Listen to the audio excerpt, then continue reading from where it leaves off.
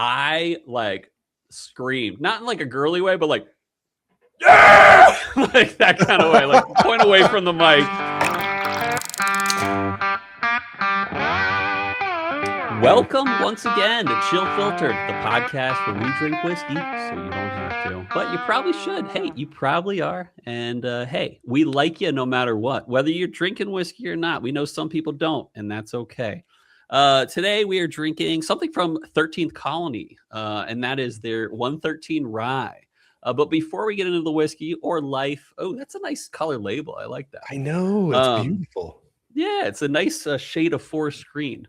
You don't get that too often on labels, but anyway, here is some. Oh, and they're so sweet, handwritten letters. We will give them a proper shout out.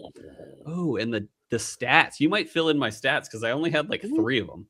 Yeah, three, yes, generalized stats. Yeah. Mm-hmm. But here's the business for this week. Subscribe on YouTube. Do if something. You haven't done that yet. Yeah, do something with your. No, I'm kidding. Previous businesses that we've talked about in the past. Yeah. Any one of them. Think about helping us out. Oh, and tell a friend. We haven't done that one in a while. Tell a friend. You know how it goes. Some of our best listeners and co-hosts were told by a friend. So that is the business for this week. Bryan, I'm going to start off. Actually, why don't you ask me? Oh, yes. Hold on. I've been practicing this all week. Mm-hmm. Cole, have you received the results of your exam yet? Boy, did I. Yes, I passed. And thank God, because thank you. It was my 3rd attempt, and it was nice to just knock it out. I was saying right before we started recording, that it's hit me in waves of excitement. First, I was like, dude, when I opened that email and then opened the web page that opened the other page that said, hey, click here if you want your results page. I was like shaking. And this was like, I'm going to say we recorded our 400th episode this past Tuesday. And I got before we started recording, I got the email that says, hey, you can open this page to open this page to open this other page to find your results. And I was like, I don't want to yet. I want to wait until we're done recording because I don't want to be potentially depressed. I'd rather be anxious than potentially very depressed, going through the 400th episode. Yeah. And so I waited. I talked to you about it and waited and then you were like, after we recorded, you're like, are you going to open it? I'm like, not with you here. And like, no offense, but I was like, dude, I don't want to like cry in front of you right now. That's all good. The co-host support group here. Yeah. Mm-hmm. No, but but when I opened the final page and it said pass, I like screamed, not in like a girly way, but like, yeah! Like that kind of way, like point away from the mic. And just like and I did it a few times. I was like, there might be a neighbor that thinks something bad is happening in this house. Like there's someone who's losing his mind and tearing down a wall or something. Not in a girly way. Honestly, that could have gone either way because we know you got that falsetto. Dude, I can do the falsetto. Dude, if I try to yell in a falsetto, oh man, like like it's just nothing comes out. That would be funny though. While recording the 400th episode, how well were you able to put it out of your mind? Like, were you just vibing on the good? Okay, good. Yeah, I was just vibing on the episode because I didn't even think about it once. Probably like once we were in it, I was like, nah, this is fun. Awesome.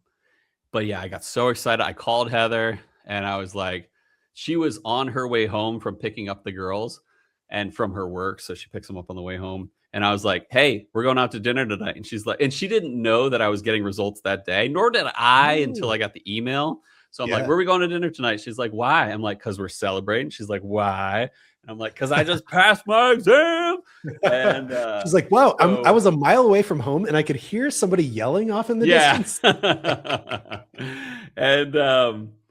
And so we went out to dinner. I did crack the bottle of George T. Stagg. Felt very good to celebrate with that. Mm-hmm. And then, but it's fun because like there are benefits to, for my career And, so first of all, I get a raise. Usually it's like between $3,000 and $5,000, depending on the company you work for, per year, of course. So that's nice. And then I also get, in this case, the what do you call it? The exam fee paid for and reimbursed by my company, which is nice. Normally they pay for the first 2 sittings, and then on the third, they're like, you pay and we'll reimburse if you pass. Oh, okay. Good. And so I get that money back. That's dope. It's also like raise season. So I might even get a percentage raise on top of my, increased raise. So it might be a double, darn well raise. should. Yeah. Should. And then, but here's the best part. To me, here's the best part. That's all nice. That's all. And it'll hit me later, that kind of stuff. The best part is I'm done with that exam and I get to progress in my exams. I get to move on to the next one, study something different, and hopefully get closer to the ACAS designation, which is the Associate of the Casualty Actuarial Society. And then I'll think about going further, but I don't need to. So that's the nice thing. I got 5 exams down. I got 2 more to go. So that's great. And, so you said study something different. Now, like in my head, I have no idea. I was just assuming that the higher you're going in level, the more you're deep diving and the more technical and intricate, yes and no. the same subject matter gets, but no. So that, from what I've talked to people about, you should do the first 2 first, because the other next 4 or 5 are very much dependent on, especially the first exam. But really, like, here's my, in the process of the first 7 exams, here's the order I've gone. If you're just going to numerically go, I went 1, 2, 3, 6, 5, and then I'm going to do 4 and then 7. So I kind of skipped around a little bit, which you can do because they're just different topics at that point. But they say that 7 or 8 through 10 are should be built on what you've done up to 6 for the most part. So interesting, or up to 7 rather, because exam 6 is technically called exam 6, but it's technically the 7th, but it's no longer. It's weird. They always change things up, and it really sucks because that means more work for me. Because, like, for example, one of the exams I took is no longer an exam. So I didn't even need to have taken it, basically. But I grandfathered into something. And technically, I'm paid based on my exams to some extent.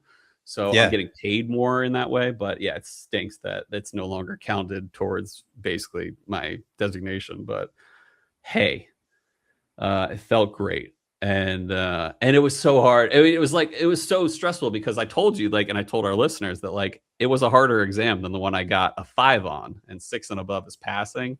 But you know what I got? You know what score I got? Oh yeah, I wanted to know. Yeah, 6, which I don't care. Like, no one cares. A 6 is a pass. So I love it. So it feels good to be done with that. I will be moving on soon. You just said this. I'm sorry. Is it 5 and below is fail, or? Yep. So 0 to 5 is fail. 6 to 10 is pass. Okay, yes. Good. Yeah, good. But the hard thing is like last time I missed it by 1 point, or but it might have been 1 or 2 questions, but it was really close apparently. Which stinks. But yeah, put over the edge. So have you ever known anyone to get a 10? Once, only once. Never heard of it otherwise. Wow. Yeah, and it's crazy because I've talked to a lot of people about exams, and only once did I ever. Shout out to Bo Swoverland. So if he's one of our favorite listeners. Yeah. Bo was smart, man. But Bo was like, okay. Well, I worked with him at my first company in the field. Bo was like Timothy Chalamet, like, good looks, but even better looking. Like, he was a stud, but you wouldn't have guessed at all that he was so stinking smart. He was kind of like, he's one of those guys that's just like, you could find a girlfriend in no time, dude. But he was just like, I don't know. He was very smart. Like, just, you wouldn't guess how smart that guy was. Like, the fact that he got a 10 on one of his exams is just crazy. Yeah. Because it's probably like the percentile is probably like 98th and above is probably like getting a 10.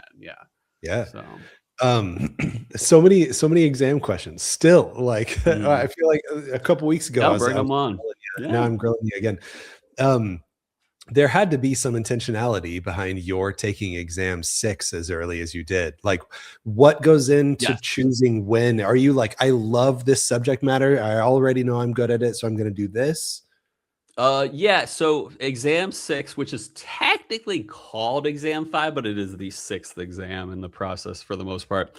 Exam 5 is most people's favorite exam because one, it is very related to the work we do. It's the most out of any exam related to the work we actually do.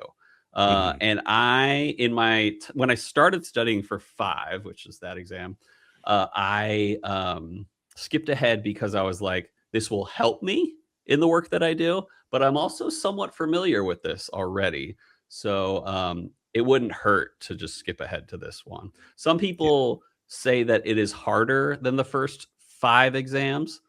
And so they wait to do it because they're like, well, I'll just build up and, knock out the easier exams earlier because I'll get paid. I'll get a raise for every one of the easier exams first. Right. More money faster. Yeah. Yeah, exactly. And sometimes they compound. So it's like, yeah, why not start with the easier ones, even though they're not easy at all? In fact, I found that 5 was probably easier than the one I just took. I would say that actually. But it was so much more interesting.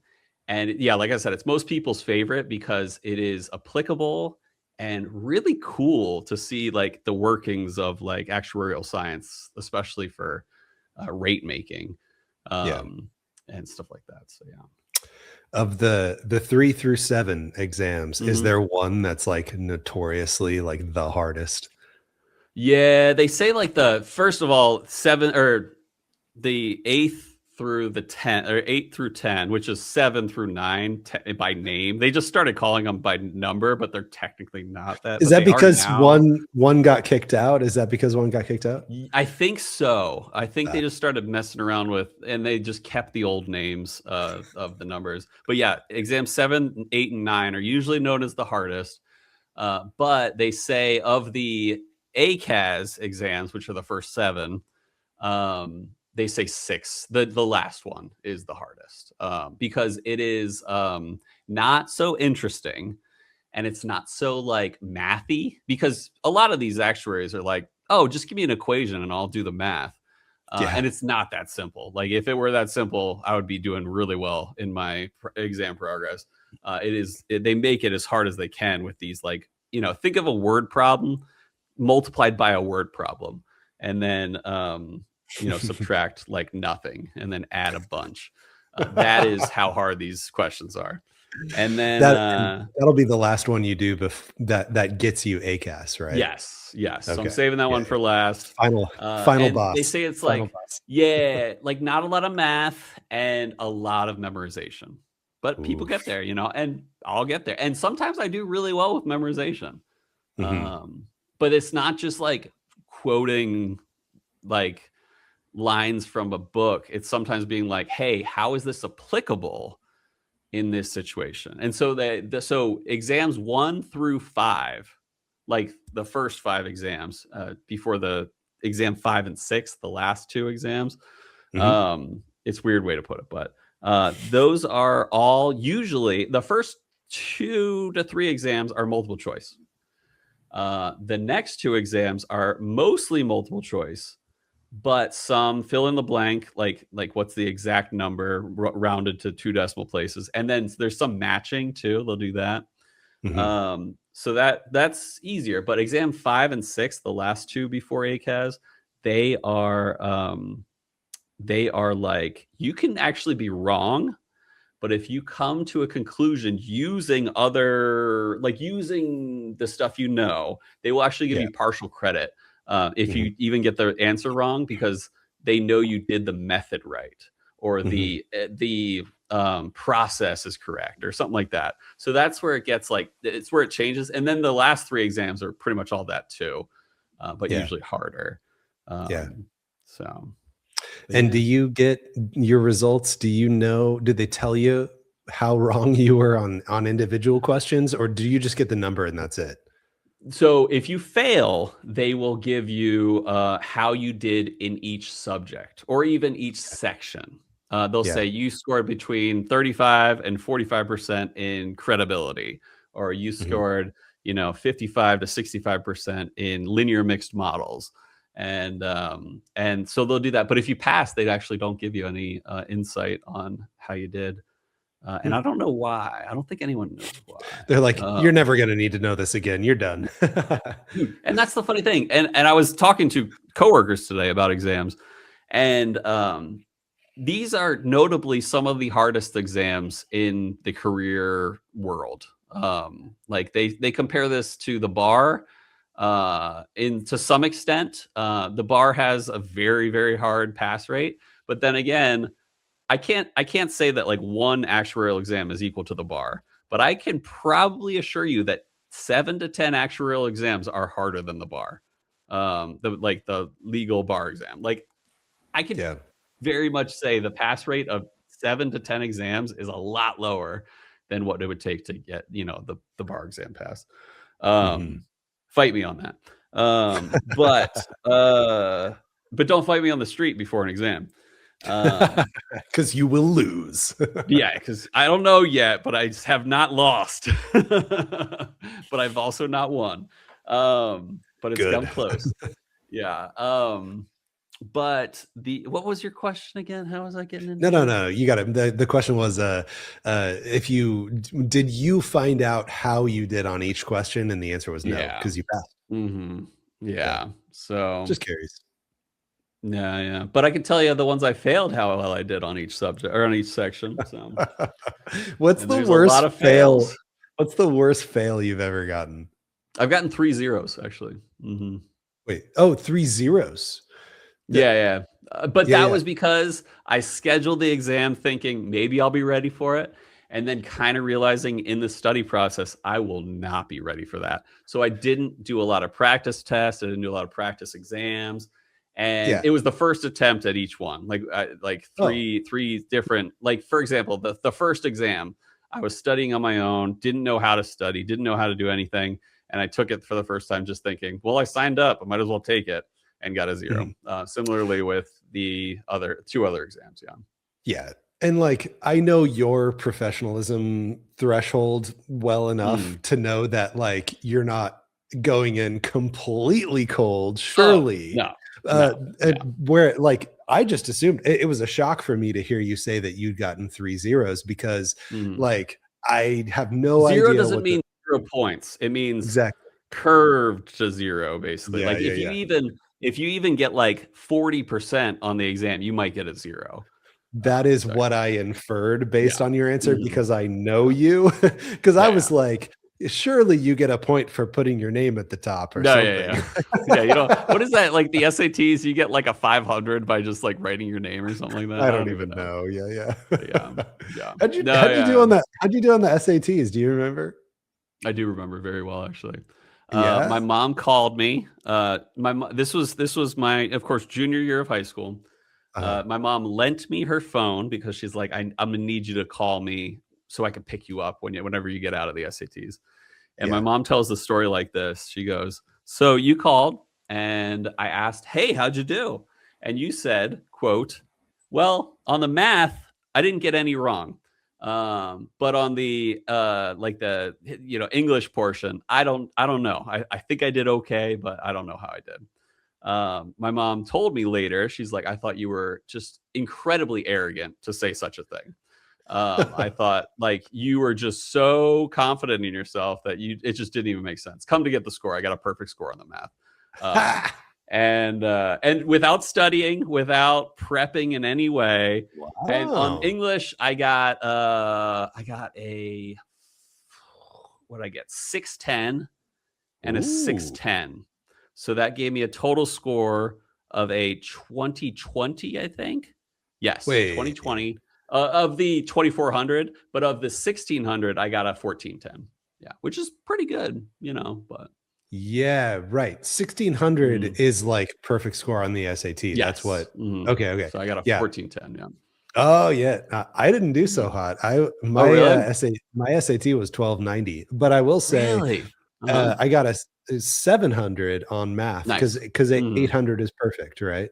Yes, that's correct. Yeah. Yeah, I got 700 on math, and then English was whatever gets me to 1290. Dude, in high school, I was so smart, but I was in a very smart school. When I got to college, something changed, and my ADHD didn't know how to handle certain things in college. But when I was in high school, I got straight A's and literally very, very diagnosed with ADHD. But straight A's, had a 4.0 GPA, captain of the swim team, a perfect score on the math SATs. I was like, colleges, watch out. And I didn't get into my top schools and but it worked out, yeah, where I'm at now, that's fine. Were you intending to go to, I don't know, yes, Ivy League I applied to schools or MIT. something? Yeah, MIT was my hopeful school. And then I also applied to Johns Hopkins, and I got waitlisted there. So that was a bummer. And then I applied to UPenn, got denied there, and then mostly got into places otherwise. But they were all kind of what do you call them? Safety net schools at that point. But yeah. But I went to James Madison University. Oh yeah, I just I didn't have much interest in going out of state. I wanted to get away from Wichita. Yeah, but all my friends were going to KU, Kansas University, so I was like, yeah, okay, I'm just gonna go there. And of course I checked it out, and I made sure that their engineering school was going to be fine. Yeah, and of course it was fine. But when I was at KU for my first year, my engineering advisor was like, K-State's actually a little better for what you're going for electrical engineering. So my engineering advisor at KU basically told me that K-State was better for what I was going for. And you changed, right? You transferred or something, right? Yeah. Then, I transferred over to K-State after that. Yeah. With what was I thinking? When I dude, I went to my school, the US News and World Report ranked my school in the top 120 schools in the country. Wow. And so, I mean, that's not crazy, but it is to some extent. But I grew up in the same city as Villanova University. I think there was one person from my 400 member class that went to Villanova. No one wanted to stay in town for some reason. I mean, dude, there were a few people that went to Harvard, a few people that went to Stanford, a few people that went to Yale and stuff. No one got into MIT though, except I found out recently. I was stalking someone on LinkedIn, and someone went to a different school and then went to a PhD program at MIT. I'm like, dang, good for you. And yeah, we had a lot of. It was a very competitive school. And a lot of people went to really good programs and places. So yeah, interesting. Yeah. One of my friends went to Carnegie Mellon for computer science, and that's a great school for computer science. And he got a job at Microsoft, paying 110 starting pay. This is in 2012. So I'm dang man, I can't even find a job, let alone get good pay. So stuff like that. Yeah. I just ended up at the Farm Boy Hicks School, Kansas State. Now, which one's in Manhattan? Kansas State. Kansas State's in Manhattan. Yeah. What's the other city? KU's in Lawrence. Lawrence. I knew that. Lawrence, Kansas. Yeah. KU ended up being the rich kid preppy school. And K-State ended up being the farm boy, everyone's family. You're walking down the sidewalk and you're walking past a house party right there, and they're like, hey, come have a beer, and they don't even know you. That's what Kansas State was. I'm just so happy that it ended up this way for me, because Kansas State just, I feel was the Midwest atmosphere that I needed. Nice. And I feel like I would be a completely different person living in a completely different part of the United States right now if I had stayed at KU. Yeah. Or gone somewhere outside of state, I'm sure. You would have been. Yeah. It's funny though, like you wonder, like what, like I only applied to East Coast. I mean, the only non-East Coast school I applied to was Tulane, but that was a free application, and I really didn't want to go there. And I, safety net, like New Orleans. Yeah, it's like another. It was like the safety net of the safety nets. Yeah, yeah. Just in case I didn't get into like, I don't know, what's like the low, like probably JMU. I mean, JMU is a great school. It's a great school, right. Great school. But it was like pretty much the lowest of all the schools besides Tulane. I don't know how Tulane is. Tulane's probably a great school. I don't even know. But the other safety net schools were Penn State, Maryland, and I think that was it. Oh, and William and Mary, basically. But William and Mary is a decent school, but I technically got waitlisted there as well. So gotcha. Yeah. Anyway, we've talked a long time. I know. This is if you're not in it for the vibes and the co-host backgrounds, you skip this part. Yeah, you're not even listening anymore. Yeah, exactly. So thanks for listening, whoever's still there.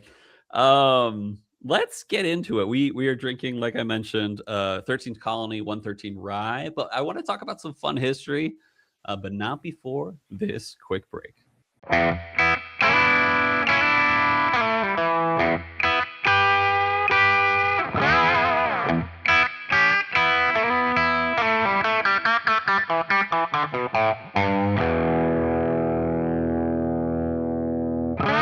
This episode's shout out goes out to a man who swooped in about a year ago, and in that last year, he has supplied us with more samples than we know what to do with. And that man is the mouth, Cody Clark. Cody's on our Discord. Cody took part in Secret Sampler. Cody's in our Instagram DMs on the reg. Cody shares when awesome whiskey comes in stock online. Cody offers to share tons of stuff he gets for show content or just for our own personal enjoyment. And for all of that, we are incredibly thankful. It's listeners like Cody who aren't just part of the Chill Filtered community. They literally make the Chill Filtered community. Cody's got a care package on the way soon because he listened through our Heaven Hill 90th episode. On the day it came out, he sent us a DM on Instagram with the secret code word mentioned during the show. So thanks for listening. Thanks for listening so quick, Cody. Cody, thanks for sharing, chatting, caring, drinking along with us. Your support of the Chill Filtered podcast on Patreon is what keeps this show going. Cheers.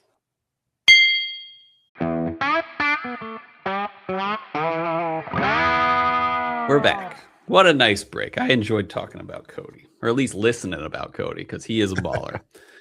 Speaking of ballers, thank you to 13th Colony this week. Not only did they send us a full bottle, they reached out to do so. So we didn't even have to reach out to them. So shout out to 13th Colony. We appreciate it. We're going to give an honest review, but we appreciate you coming back, which they've done before. And I feel like we're not always 100% singing their praises, but they still come back, and we are down to find out how good their next stuff is. So we appreciate you guys over there in Americus, Georgia.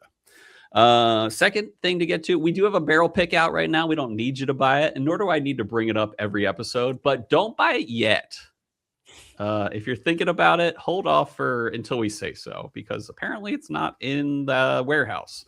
Yeah, we literally bought it a month and a half ago. Yeah, Sealbox is being a little fishy on it.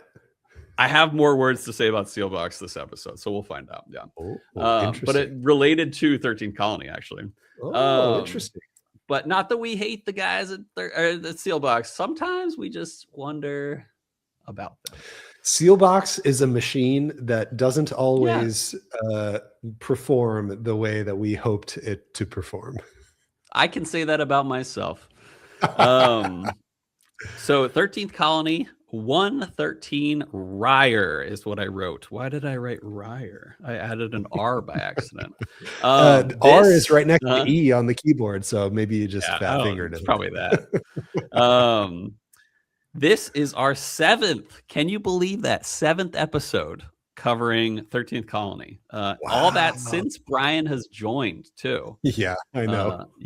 Which is you've been at it since like episode 280 or something like that, I want to say. Right. Yeah. So that's like 120 episodes. We've done it 7 times at this point.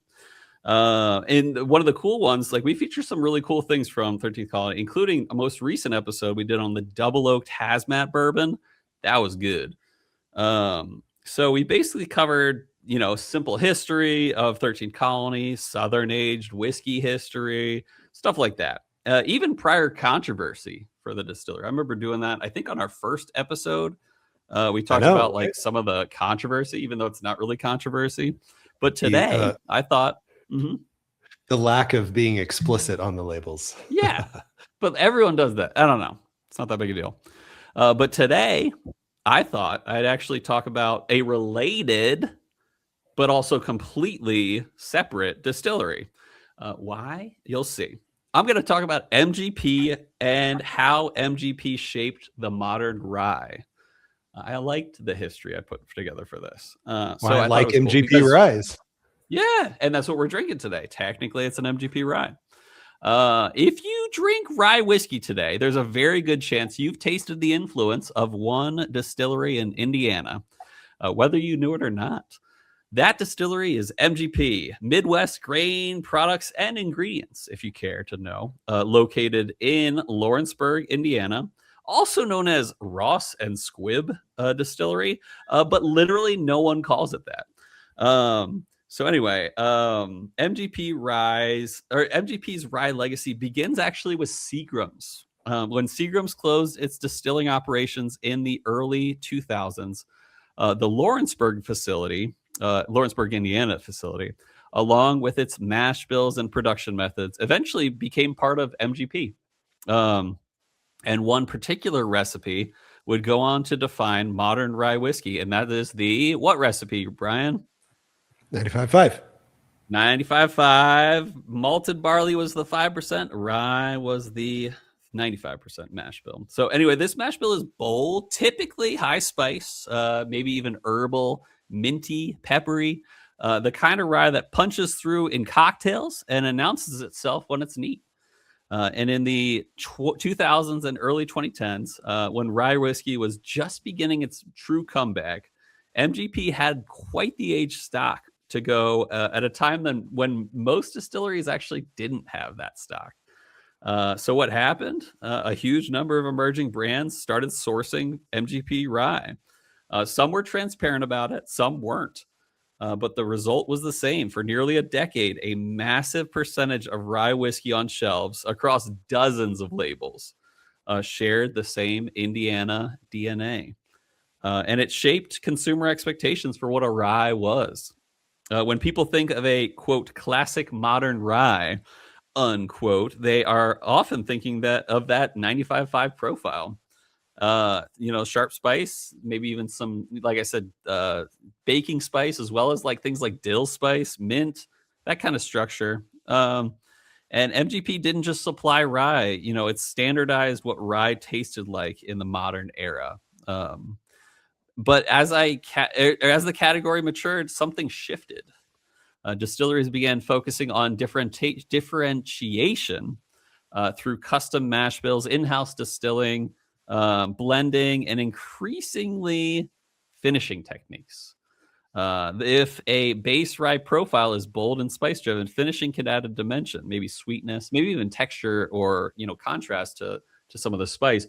But you don't want to put out the exact same rye someone else is putting out. You want to compete in a way, but you also got to be different. And that's what's happening with that. This is what had happened and continues to happen with MGP ryes. They have so much of this stuff that, like, yes, one distillery is selling basically the exact same barrels that another one is. They just got to be different. So a lot of it comes down to like barrel finishing.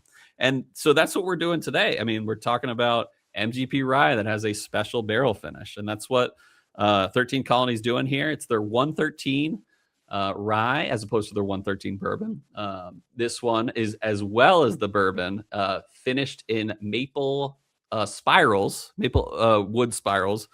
But this one's a rye and it's 113 proof, like the other, like the counterpart bourbon. And this, just kind of fits into that mold of like, take a good rye, a trustworthy rye. In this case, it's usually between 5 and 6 years for at least 13 Colony. And then they're going to throw in some of those maple wood spirals, which is basically like I bet the Maplewood spirals are actually in the oak barrel. I would imagine that's what they're doing instead of like tanking it and then throwing in a bunch of. I believe I've seen a video where that is exactly what they do. Yes. Yeah. So it's like finishing, but also still aging it. It's interesting. So anyway, whether the base profile leans towards that classic high rye Indiana style or something else entirely, the maple finish becomes a way to shape that identity, to soften, round, or even layer complexity onto the category that MGP helped define. In many ways, MGP built the modern rye template. So now distilleries are deciding how to write their own variations for it. And that's where things get interesting. So I haven't tried this. I imagine you have. But I did take a quick nip the day that I poured the samples out. Yes. Nice. 113 proof, like I mentioned. That's why they call it 113. 5 to 6 years, as I mentioned. Straight rye, MGP 95.5. Finished in with maple wood spirals. And I was checking out Sealbox because Sealbox put out an email, I believe today, that they said, hey, 13th Colony's 113 rye is available today. Do you know what they called it on the title of their this listing?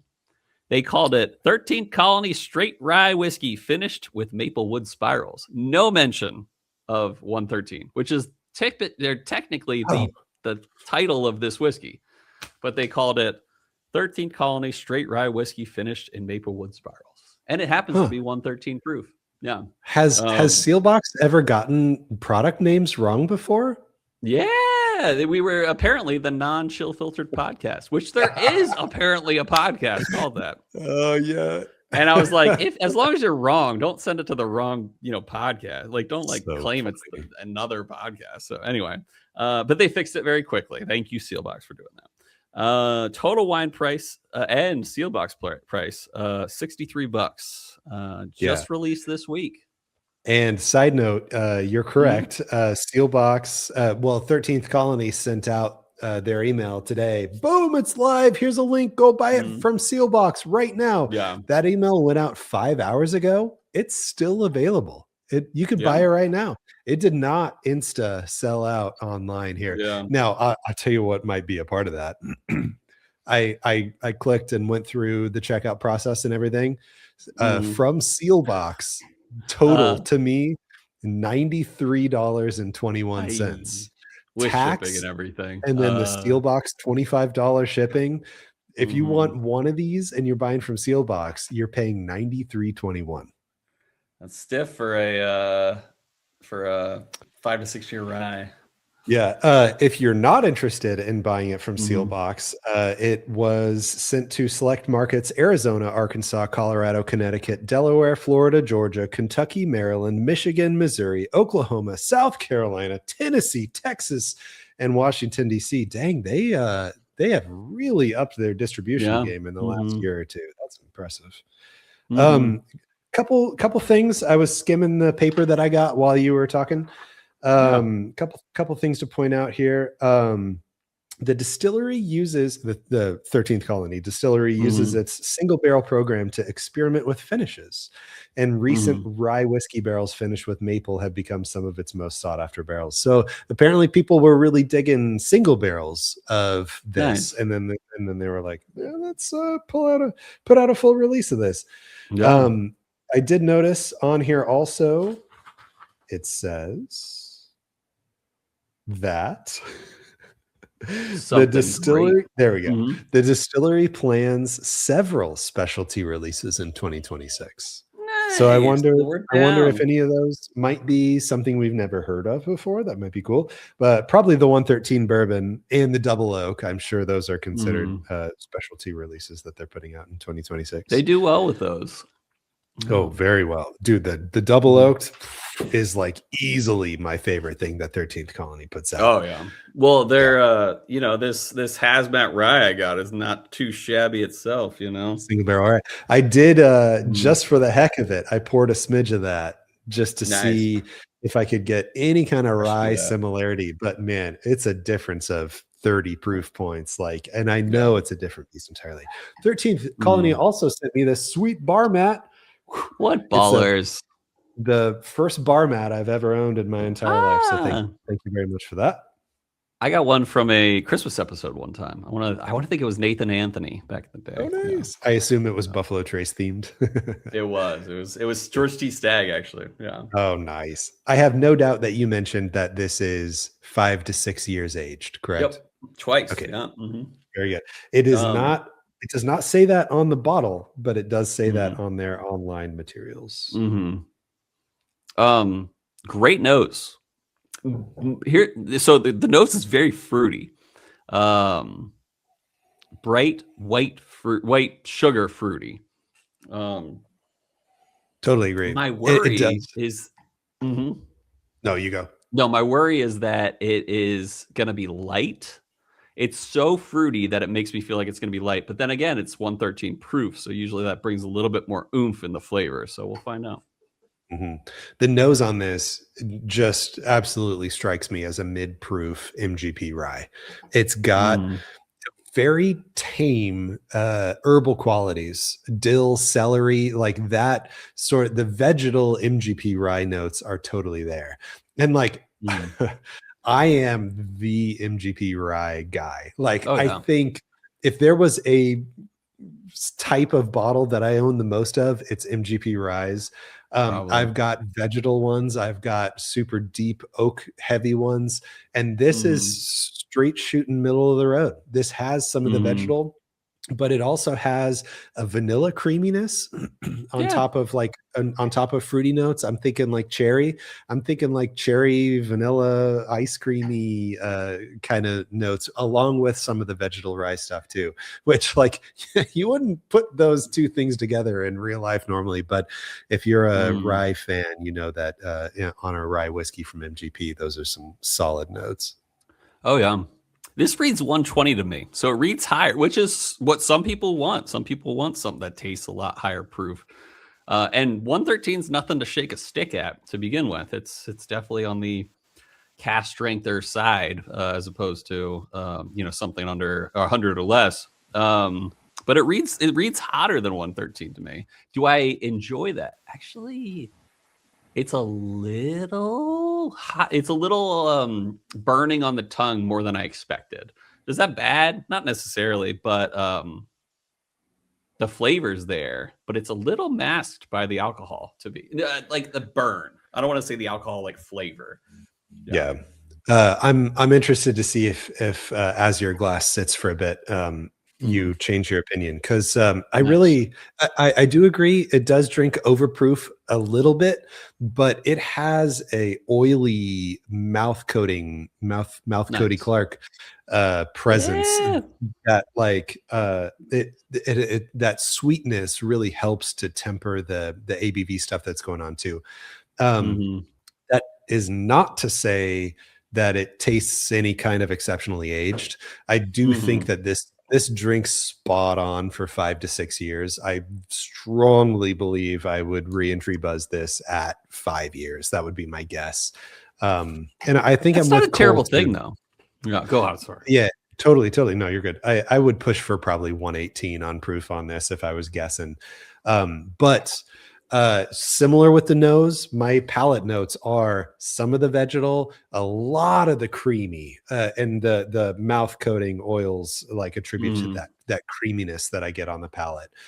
Very nice, sweet, fruity, creamy, and vegetal at the same time. I like it. Yeah, no big complaints on this guy. Last time, I think for the 113 bourbon, I think I said it needs more age. I don't necessarily think this needs more age. It would be cool. But there's sometimes where I say that where I'm like, it's missing something, therefore it needs a little more age. This I wouldn't say is like when you say 5 to 6 years, that's good for 5. Like this is a good 5 to 6 year bourbon. I mean, rye. And it's not like there's nothing like missing. Like I want to be very clear there that like when I say something needs more age, usually that means something's missing, but this isn't. Like it would be nice to have more age, like I said. Yeah. Right. But that means higher price, higher everything. But I think this is really good. Fruity, fruity, definitely. I think fruity takes over as opposed to baking spice to me, and I love a good fruity whiskey. That is,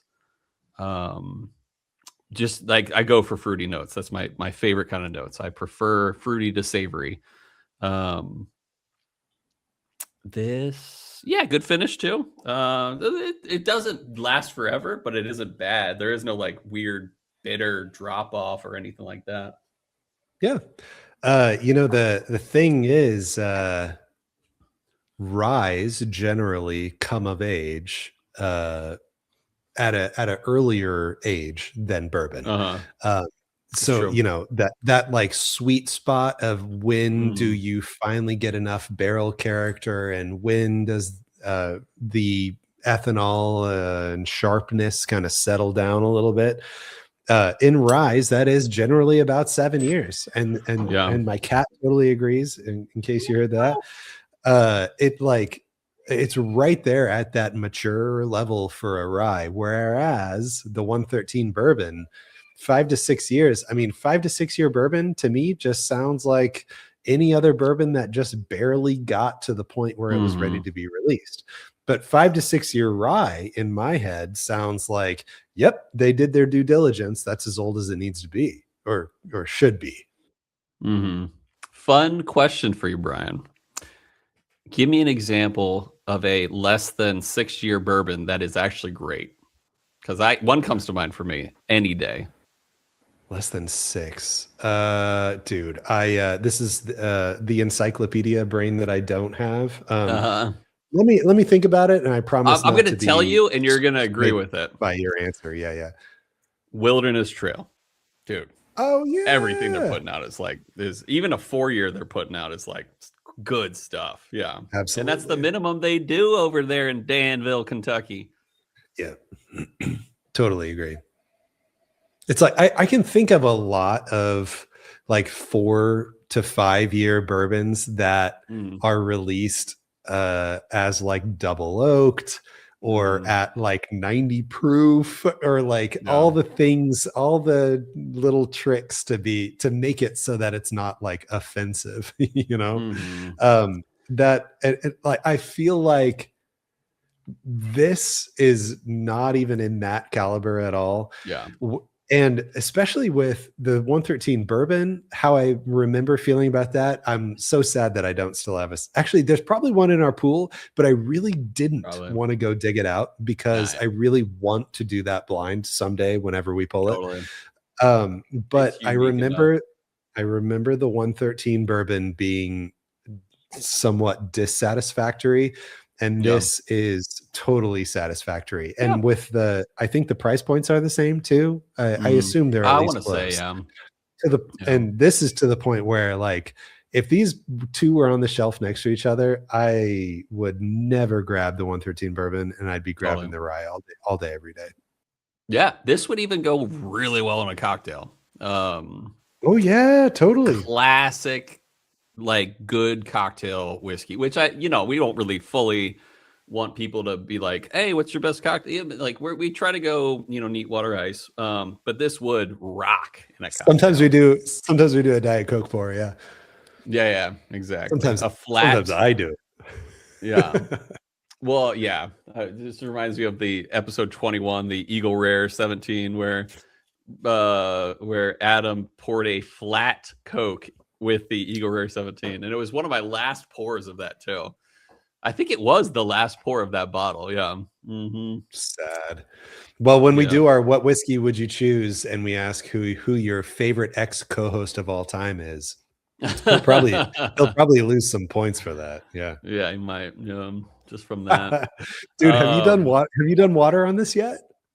Yeah, and it's actually still good. Yeah, it's fantastic. Personally, I think it brings out more fruit. It brings out more sweetness. I think it rounds out any ethanol sharpness that was there. It takes out all that. Yeah, it tricks me into thinking there's actually another year or two of age on this with a couple drops of water. I am really impressed by the water pour on this. I want to see what ice does to this beast. Oh, I only got big cubes over here, but we'll find out. Is that just like a general life principle or what? No, it's just a general fact. Yeah. Cold big cube Seabald. Yeah, that's what they call I've them. had a lot of nicknames, and that's one of them. Is it sinking or is it floating? That's the most important question. I don't know why I phrased it that way. I should have just been like, that was a nickname in high school, but they both work. What were you saying? Is your ice cube sinking or floating? That's the most important question we got. It's so big that I don't know because it's right on forever to remain a mystery. I love it. Yeah, the world may never know.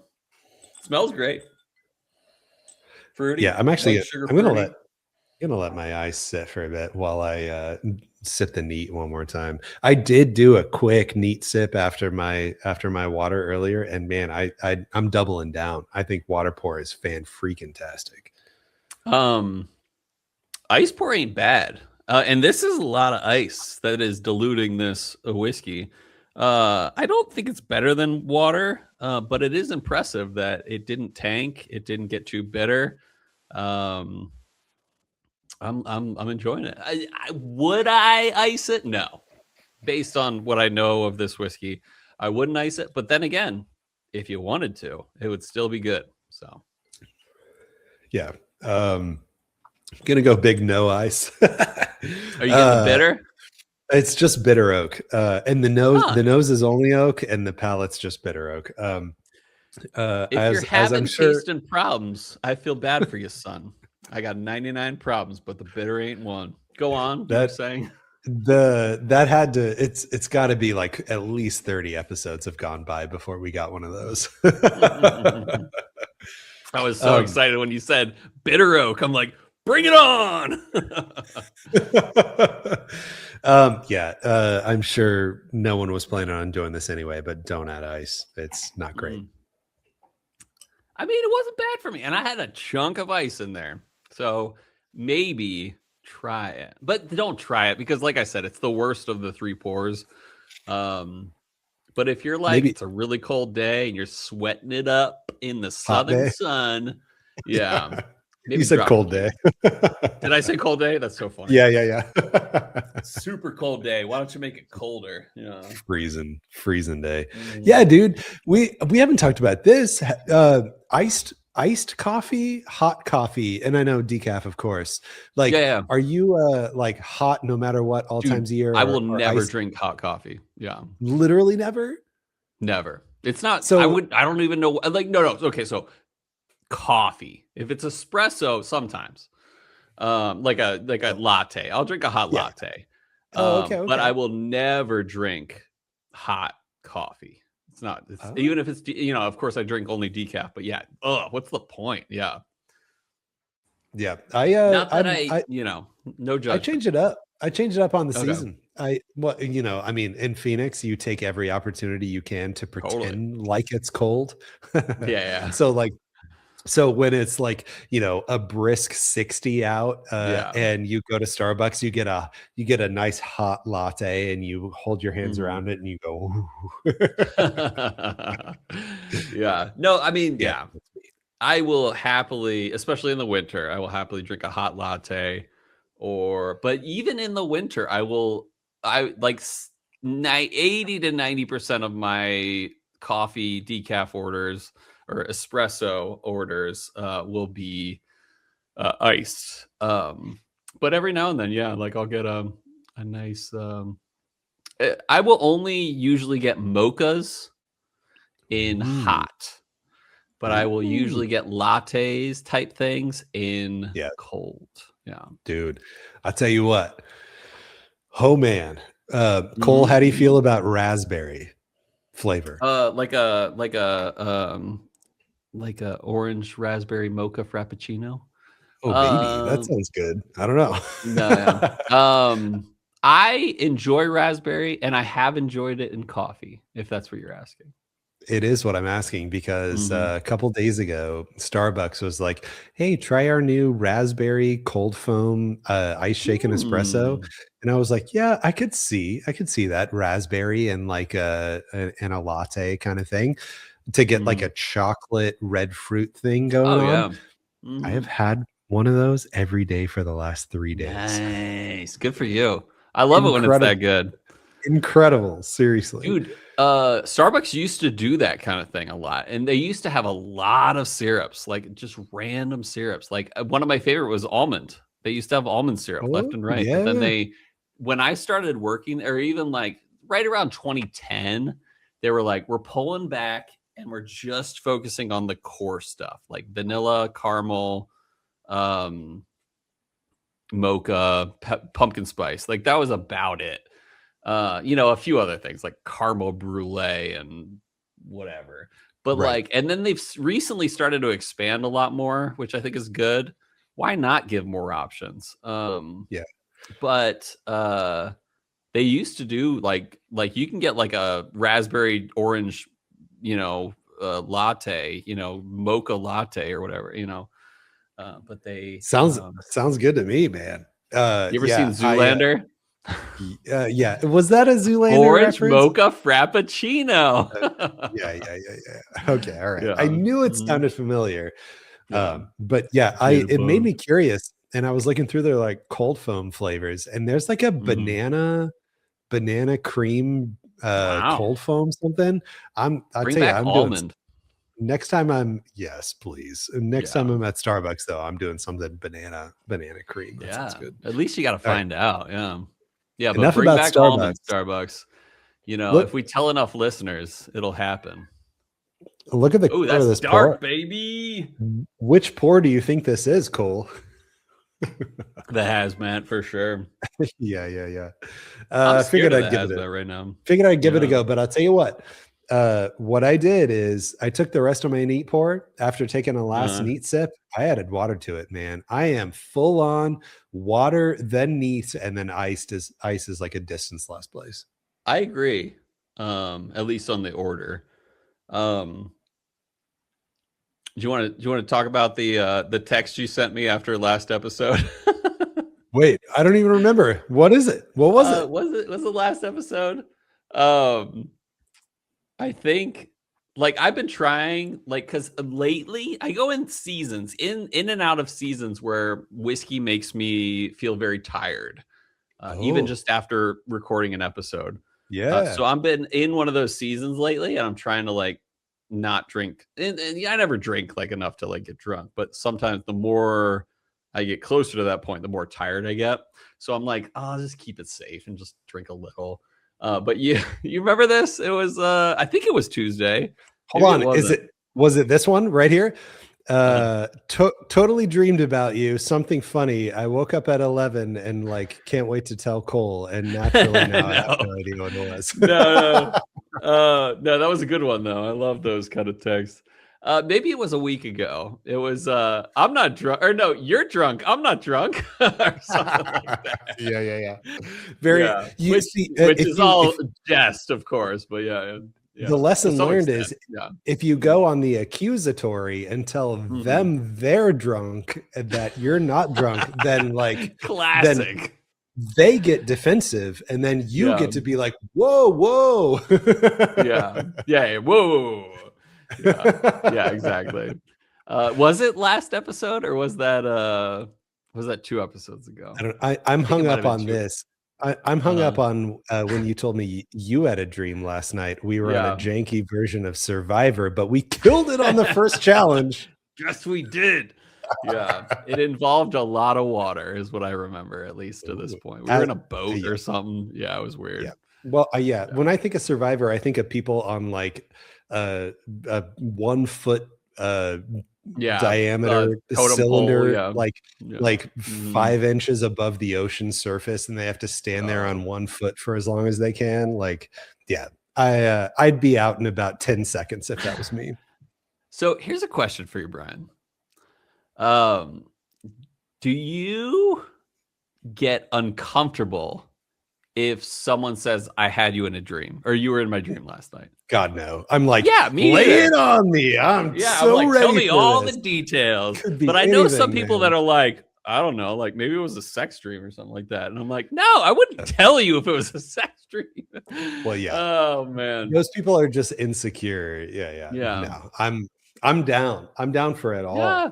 I want to hear all the juicy details. Yeah. Yeah. Survivor dreams, lay it on me. Yeah. Here's a question for you, Cole. Yeah, bring it on.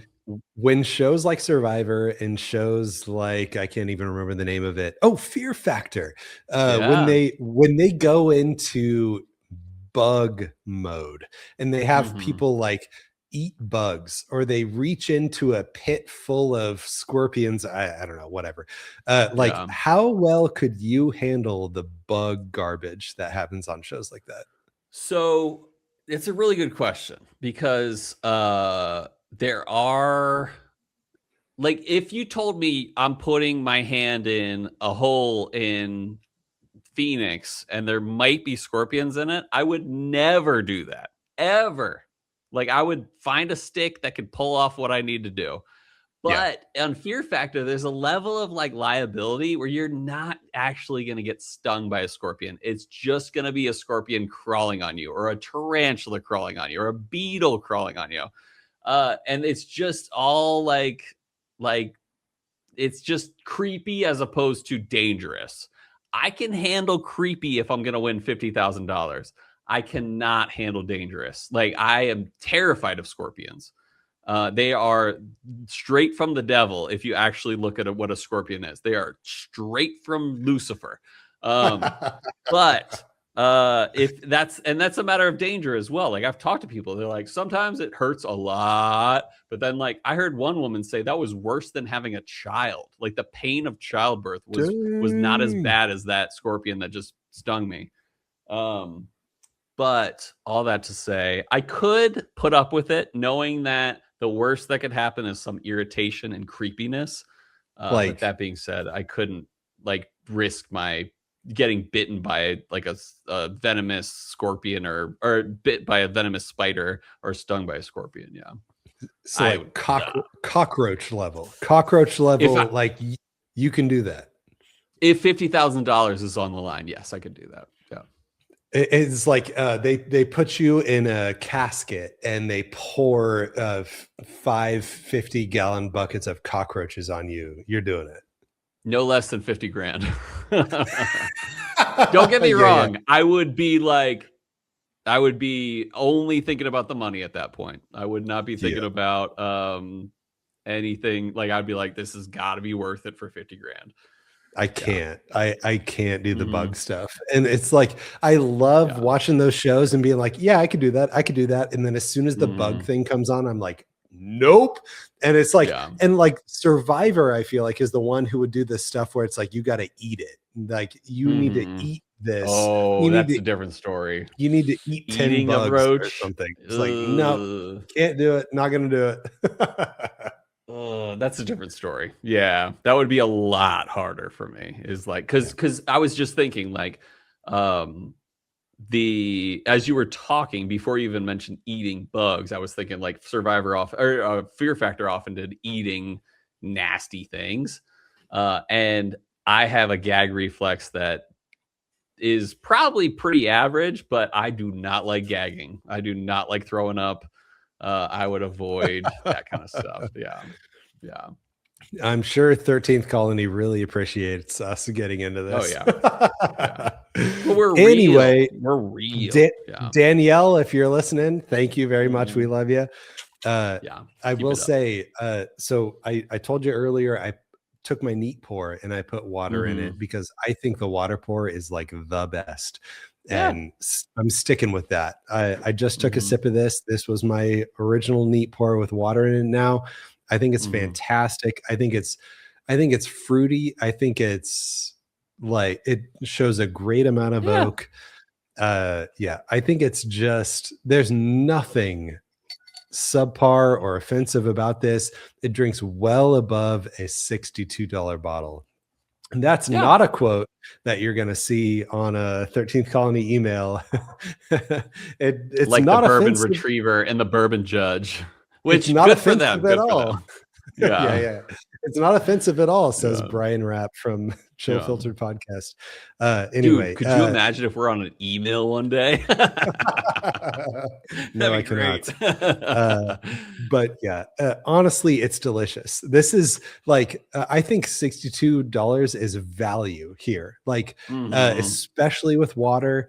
And like cocktails, people make cocktails with $60 bottles of whiskey. Yeah. That's how you know that it's going to make a fantastic cocktail. Like, I would buy this bottle even if I was just doing water pours with it and I was doing cocktails with it. I think they did a really great job with this. And I will go as far to say, as this is my second favorite 13th Colony release next to Double Oaked. Single barrels are another thing entirely. Yeah, like hold on a sec. Single barrels are another thing entirely, because who knows what way you're going to go with that. It could be 140.02 proof. But as far as standard 13th Colony releases goes, this is my next favorite to Double Oaked.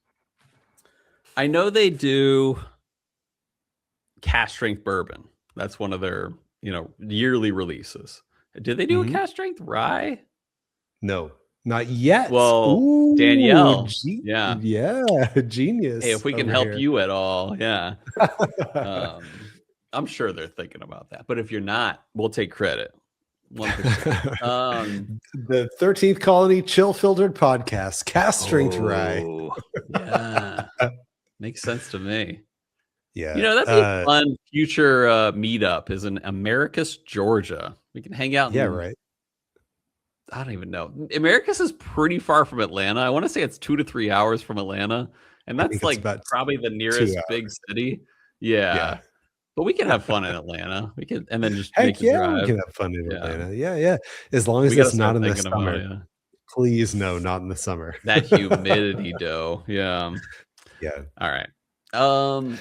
I will just real quick. I'll go out on a line, out on a limb, and say my memory of the 2024 cask strength bourbon, 2025 cask strength bourbon. I do genuinely believe that the 113 rye is a better whiskey overall for the value. Yeah. It's a way better value whiskey than the cask strength bourbons. This is coming from a rye guy, so hopefully maybe a bourbon guy might feel differently, but goodness, like I feel like this is a super solid, very well priced rye finish. All right, Bryan, before we officially rate this, give me a quote that will make their email, and honest, of course. Oh man, I feel like I've done 2 already. That's true. 13th Colony 113 rye surprised me greatly, especially with adding a couple drops of water. I feel like this exhibits qualities of a higher aged rye than it truly is. I feel like it is very oily and viscous and delicious. We'll just leave it at that. Nice. I'm just gonna give it a rating. Let me look at the alpha score, or whatever we call it, the rating scale. I'm gonna give it an 8.75. Very good. When we're comparing it to other whiskeys, it is not Hubba to What. But for what it is, you said it. It definitely tastes like at least a 7 or 8 year rye. The proof is good. The water pour is great. Impressed. And there's nothing, to me, you didn't like the ice pour, but to me, there was nothing bad to say about this. It was a very good pour. Except for the alcohol burn at the beginning. Yeah. Rate on the best pour, sir. I mean, besides, I don't really remember the cask strength bourbons that well. It is nowhere near the single barrels that I've had. That's true. But outside of that, honest wise, I don't remember the cask strengths as much as I wish I did. But for the ones that I do remember, yes, this is second to Double Oaked. Yeah. I'm sitting at like an A on this. My A is very good. I agree. My A is extremely solid, well-rounded, no substantial negative comment can be made, and I am rating this on the water pour. You, dear listener, if you're sitting there and you're drinking this, you better be adding 7 to 8 drops of water to your 1 ounce pour. That's what I did, and I think it's fantastic. I think no substantial negative comment can be made about this. And price comes into a factor here too. The fact that this is a $62 MGP rye finished with maple staves that ends up with 7-ish drops of water in 1 ounce, having absolutely no ethanol on it at all. It is nothing but fruit and oily, mouth coating, oaky deliciousness. That's where I'm standing with this. I feel like I'm rating on the water pour for sure. There is no negative comment can be made about this. And to follow up on that, I'm between a B+ and an A-, but I'm leaning A-. Nice. So, yeah. Which is a great score for a $63 rye. So check it out if you're interested. Sealbox. Check their website. Check those states that Bryan mentioned. Ooh, hold on. Yeah. You just mentioned Sealbox. Would you pay $92 for this? No. I agree. I would not pay $92 for this to get it shipped to my house from Sealbox.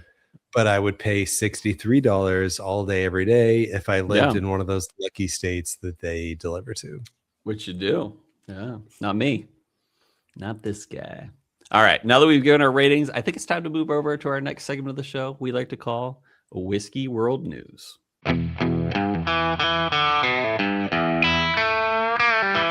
right, everybody, welcome back. This is, what is this? This is Whiskey World News. And what it is the Chill Filter Podcast 400th episode. Oh my gosh. Wouldn't you know it?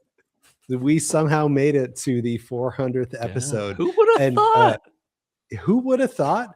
Now, who would have thought from someone who was here since the very first episode? Would not have thought. Did you know, dear listener, that the first Chill Filtered episode aired on July 2nd, 2018, almost 8 years ago? Do you know what we recorded for that episode? I wrote it down. I remember. Yeah. Please tell me. It was Whistle Pig Old World 12-year. Okay. Well, now I don't trust AI anymore at all because AI said it was Buffalo Trace. Heck no. Dude, that took, I don't even know if we've done an episode on Buffalo Trace. Let me find out. That's so funny. Well, I wonder if Buffalo Trace was the episode, because you know how if you go all the way back in like Apple Podcast or whatever, it only goes back to episode like 72 or something. I wonder if that's. All right. We have, you want to know what episode it was? Yes. Oh, it was 44. It took us, I for some reason, I was almost convinced that we've never done an episode on it. But we did 44. It took us almost a year to do Buffalo Trace. Yeah. That is honestly hilarious that Google Gemini tried to tell me that Buffalo Trace was the first episode ever. But at the same time, I was like, yeah, okay, I could totally believe that Buffalo Trace was the first episode that Cole would ever do. Close. Yeah. Nope. We I'm curious. You want to know what our second episode was? Yes. Rock Hill Farms. Oh, baby. Or Rock Hill Farm. Yeah. That is a bottle that I have never owned. And I'm like, that is so surprised. Yes, I have had it. Because my buddy Rob has a bottle. And on more than one occasion, I've had a pour from him. And I'm like, dang, this is really good. But like somehow I've never come across a bottle of my own. That's a good one. I've had a few. Okay, let's go real quick. 3 through 5. You're going to love this next one. Glendronach 21 Parliament. Oh, 3. Baby. Of course, I'm sure you have no idea what the laser code on that was. Oh, no, not at all. Not at all. But it was probably in 2018, right? Yep. It was probably, yeah. And we've talked about this actually. Yeah. It was probably the same batch or whatever. Maybe. Episode 4 was Breckenridge Bourbon. And then were you living in Colorado 5, at the time? No, this was in Madison. Although I did buy Breckenridge while I was in Colorado, so it might have been that. And then episode 5 was Redemption Rye Standard. Yeah. Ooh, nice. We had some cool ones over the first 20 episodes. Yeah. Abelor Abuna, 4 Grain E.H. Taylor, Supernova. Yeah. Love it. Stag Junior Batch 3. What? Crazy. Batch 3. Yeah. What are you reading off some spreadsheet? What do I not have access to this? This is the Podbean. Yeah, you might not, but I can give it to you. Oh no, dude, I don't care. Yeah. I mean, I do care, but I don't care. Google Gemini also tried to tell me that you and I have, you have 270 episodes on YouTube now. Is that even possible? That is possible. And I imagine Gemini would know that. I wonder if I can find that real quick. Videos. So I sat here for a while trying to like work my magic with Gemini, and Gemini was like, yeah, I can read transcripts from YouTube videos. And then I was like, okay, please load in all the transcripts from all Chill Filtered podcast videos. And it was nice. Like, it kept giving me like run around answers of like, yes, I could do that if you really wanted me to, but it was like, I really didn't want to put in the work for it. All right. You want to know? There are officially, and this is just videos, not live, just videos. We have, believe it or not, 332 videos. Dang. Yeah. That's crazy. Who would have thought? Given the timeline of things, probably about half of those are reentry buzz and half of those are full length, right?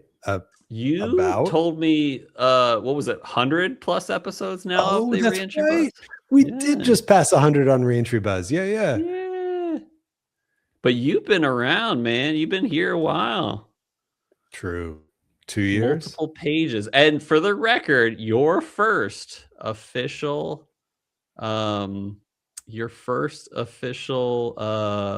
episode, like official co-host, was 279. Yeah. Was what?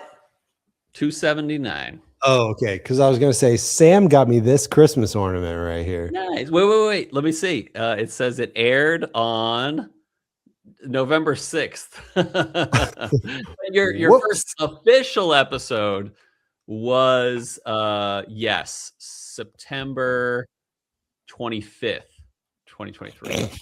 Close enough. She tried so hard. It's okay. She'll never listen to this, so it's okay. Yeah. But she's very thoughtful. Yeah. Yes. Okay. That's Chill Filtered Podcast, 400 episodes. Thank you for listening. Whoever's been out there listening for forever, we truly appreciate you. However, I do also want to mention King of Kentucky introduces small batch collection. Breaking Bourbon article here, talking about the King of Kentucky small batch. So limited edition collection celebrates a historic moment, the 250th anniversary of the United States and the creation of Kentucky County, Virginia, which became the state of Kentucky. No, I'm not going to read all this. There are 3 batches that came out immediately. Batch 1, 2, and 3 are 105 proof, 107.5 proof, and 1010 proof. 2000 and I didn't get it right.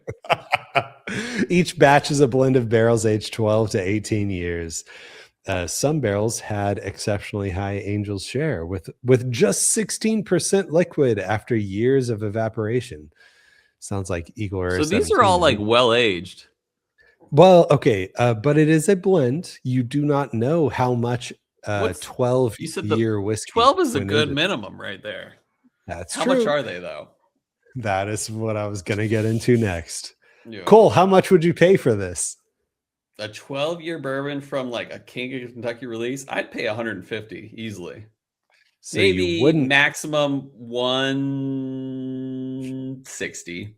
Yeah, I like the stretch it, because it's like, oh crap, I said 150, but I'm standing here in Virginia ABC and it's on the shelf for X. Am I really gonna pull the trigger? Well, the price that you're gonna see for Virginia ABC is $299. Oh no. Oh, that'd be hard, because you're like, it's King of Kentucky, and the King of Kentuckys I've had are phenomenal, but it's not a King of Kentucky like standard kind of thing. All right. Well, get this, Cole. King of Kentucky mash bill. Early times mash bill. 79, 11, 10. 10 being malted barley. 79, 11, 10. King of Kentucky small batch mash bill. 75, 15, 10. It's not even the same mash bill, Cole. This is like, okay. So like Willett Distillery, they're putting out incredible Willett family estates for years. And then they decide this is different, but it's the same. It's like, and then they're like, we're doing so well with these Willett family estate releases. Let's release our own distillate. And their distillate stinks compared to what they probably MGP, compared to what they were putting out. And it's like, everyone's like, yeah, no thanks, because the price is high, because people loved the sourced material, or I don't know why I said material, sourced distillate, but then their own distillate is really not even close. And of course this is similar but different, but I'm like, I would have to try it first, but something's telling me it's not worth $290. I cannot believe that they're charging this much for this. They have a reputation, and they're taking advantage of it. Like, I'd really have to think about it and look at some numbers between Willett and this to determine who is capitalizing on our name the most. Yeah. The King of Kentucky name or the Willett prestige. But honestly, like okay, even the Willett single barrels that are distilled by Willett, those are in the $200 to $300 price range, right? Yeah, and they're not even close to worth it. God, man, it's a toss up. Maybe they just took the Willett pricing model and ran with it, and they're like, people love the name King of Kentucky, so let's slap King of Kentucky on this and charge $300. I feel like there's more instances of that too. Like outside of Buffalo Trace, where people buy whatever they see Buffalo Trace, like there's got to be some other examples of like brands that were like, oh, here's one. It's Black Maple Hill. It's not the exact same scenario, but like people were diving over counters to get Black Maple Hill, and then they got bought out, or the brand got changed hands. And then I saw one in a liquor store, and I was like, oh crap, that's Black Maple Hill. So I went and got it. It was one of the worst things I've ever drank. So is that in our pool? No, that was dude. That was early podcast. That was like 8 years ago. Yeah. Man, I was gonna say, yeah. So yep. So listener, don't be fooled. Maybe check your spending on that one if you happen to see it in stock for $300.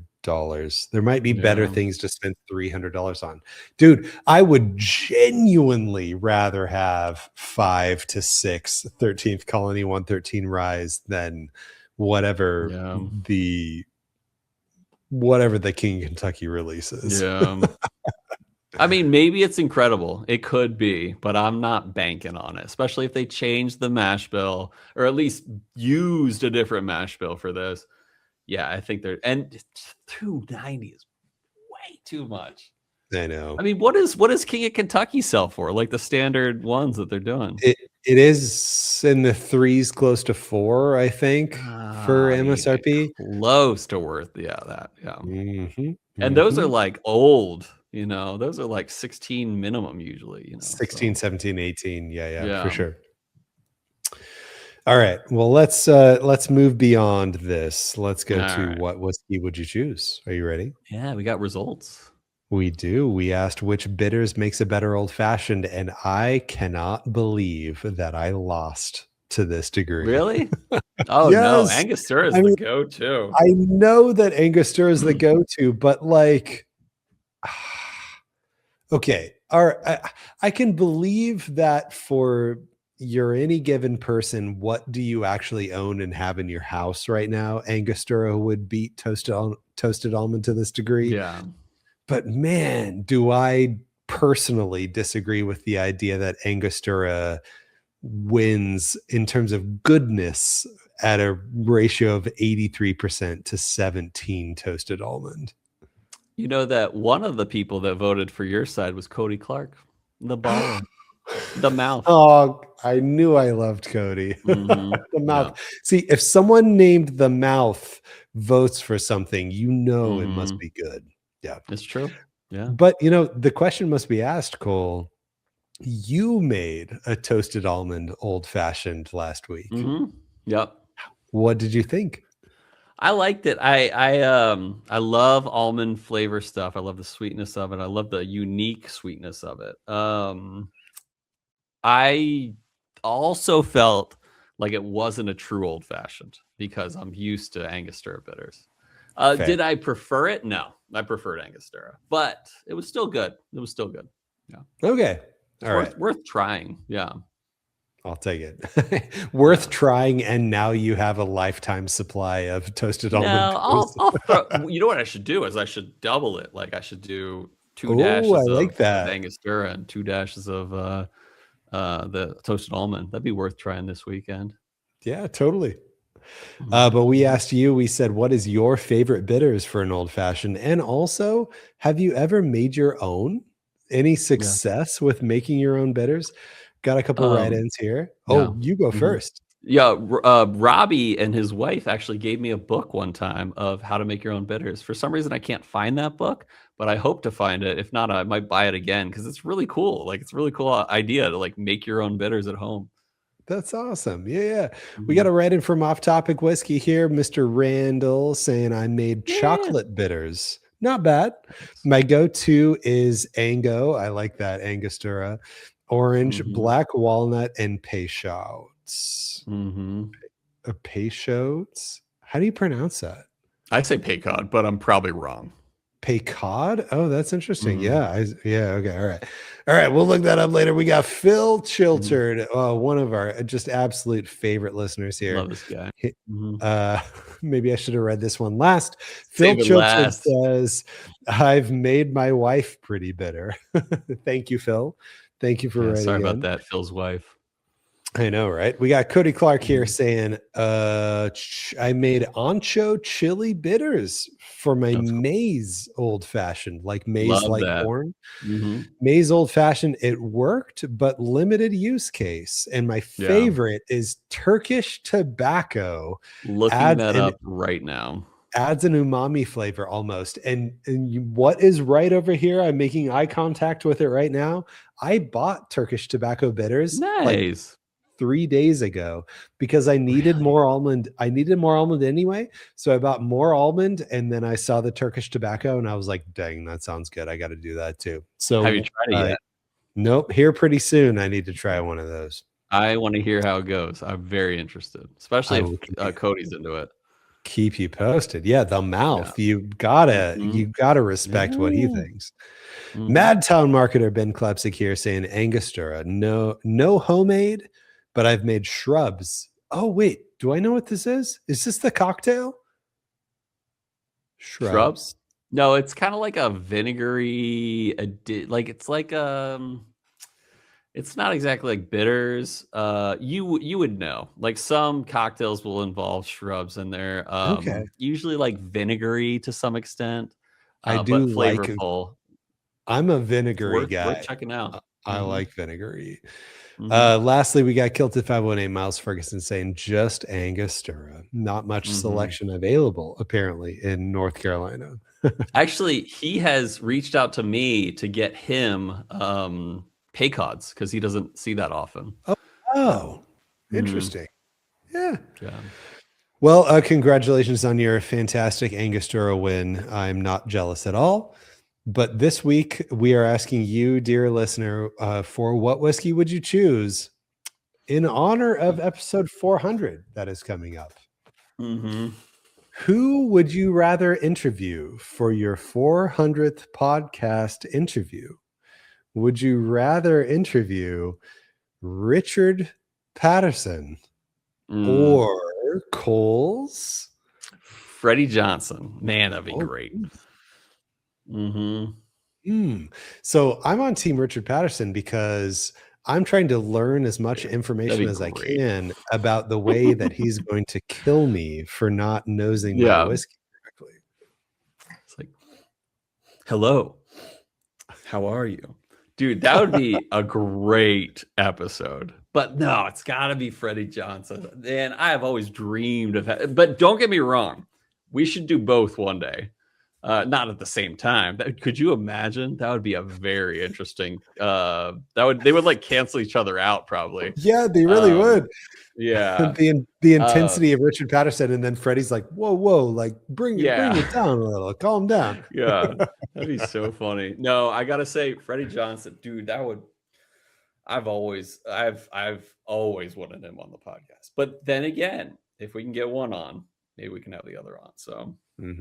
Whichever one we do for 400, we'll do the other for 500. That's a great idea. We'll start prepping the other at like episode 400. We'll be like, hey, just so you know, in 2 years, we're going to call upon you. But the question truly is, which person, whiskey person, any person, would you like to have an interview with? And this could go The Rock Johnson. No, go ahead. Oh, is he a whiskey person? He probably has a tequila person. Yeah, let's be honest. Terramana or something like that. Yeah. But anyway, this could feed into future things as well. If you would like to hear an interview with anyone, who is the whiskey person that you would like to interview or have interviewed by the Chill Filtered podcast? So please write in and let us know. Something's telling me Sean Ciara was like smashing the Richard Patterson button. Like, who wouldn't? You know, like, yeah. But absolutely, yeah, we would love to hear it because I mean, honestly, I've surprised myself sometimes on who we've had on the podcast, including like what's his name, Pat Heist. What's his name, Bryan. Bryan not Perkins. Bryan, he used to be the head distiller of A. Smith Bowman. Bryan Pruitt, that's right. Thank you. And you know, some amazing people. When did you do Bryan Pruitt? That was when Robbie was on. Yeah. And that was right when they released their first cask strength. And they literally sent me a full bottle. Yeah. That was what I shared with you. Was that same full bottle? Yeah. For sure. Yeah. I will never forget that. Nice. It's a good community we have. But yeah, we want to hear what like, I mean, honestly, I've surprised myself. So why not surprise us even more? So next week, Cole, what are we drinking? To be announced. Because we are going to, we've already recorded, like I said. I know. And I think you guys are going to be pretty happy. Might not be what you expect, but it might be. Who knows? And we'll be drinking whatever we damn well please. Yeah, exactly. We'll be darn well please. So yeah, and it's going to be great. I'll say this. I've recorded over almost 400 episodes. There's been like one or two that I haven't been a part of in this podcast since episode 1. But this is my favorite of all time. I was beaming throughout this episode. So whoever we may not have gotten on, I loved it. So yeah. The way you said this, I was like, yeah, episode 399. Yeah, this was your favorite. Yeah, totally. Yeah, it's a good. It gets better every episode. Yeah. it really does, though. Yeah. Yeah, it does. Well, I hope we make it another 400, man. Whoever we interview for episode 800 of the Chill Filtered podcast, that's going to be a big one for sure. Yeah, every 4 years I say 4 more years. 4 more years, and we're hitting that point. So let's go to 12, or at least, what is that? Puts us at 600 episodes, and then I'll say 4 more years after that, and then we'll go to 800 episodes. So I would, it'd be kind of cool. What would that put us at age-wise if we got it to 1,000 episodes? So let's do that math real quick. That would put us 12 more years of this, which would be crazy to think about. So I would be almost 50. I'd be closing in on 50. Yeah, you would be over 50, remember. right? I don't remember how old I am. Yeah, I would be over 50. That's right. Yeah.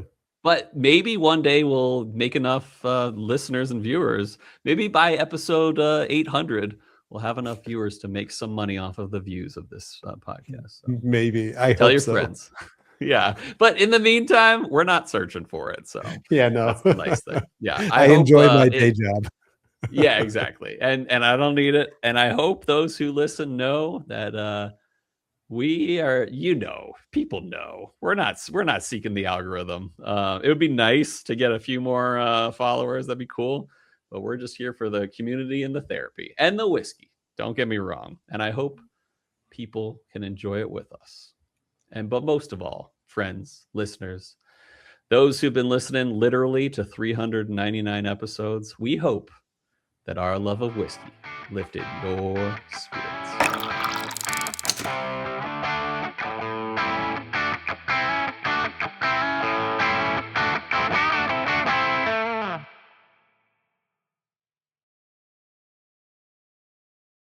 I screamed, not in like a girly way, but like